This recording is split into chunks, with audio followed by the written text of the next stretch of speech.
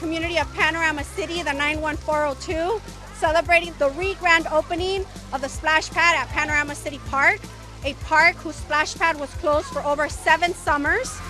We're excited to see all of the kids here who live in a very high-dense community, sometimes don't have a front yard, sometimes don't have a backyard, so the park is really their only place to play. It's been amazing. I mean, look at the smiles, they're priceless, the sounds. It brings me back to my childhood. My sister was even teary-eyed because growing up in a community where, you need a little bit more resources, this is priceless. I am overly ecstatic that we have close to 200 families here today, and we are excited to talk to the families about how we were finally able to find the resources to get it back and functioning. And I'm still overwhelmed by the amount of families that came that were waiting for this, because 7 years is a long time. So I'm a community member here, and this actually started in my family when I brought my son to the park, and he noticed a desolate water park, and he asked me, "Mom, when is this going to be open and why is it closed?"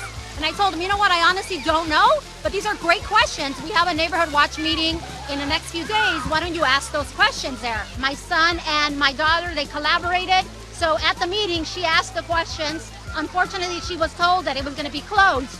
But then a few days later, I get an email or a text saying that actually the council member had looked into it and she's going to make it happen to reopen. And here we are. And we're really grateful for this because lots of families can enjoy, especially during these hot weather. I mean, especially when things are so expensive. This is a free access to keeping cool in our community, which we definitely need it.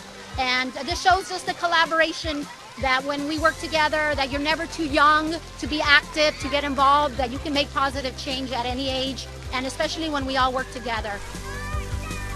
It almost feels like we let an entire generation down taking this long, but we're not going to let this happen again, and that's why we're going to continue to fight and advocate for more funding to come to our Rec and Parks department. We want to continue to collaborate with the city to make sure it's safe, that our communities are clean, that they're great places for us to live, and as you can see, a good place to play as well.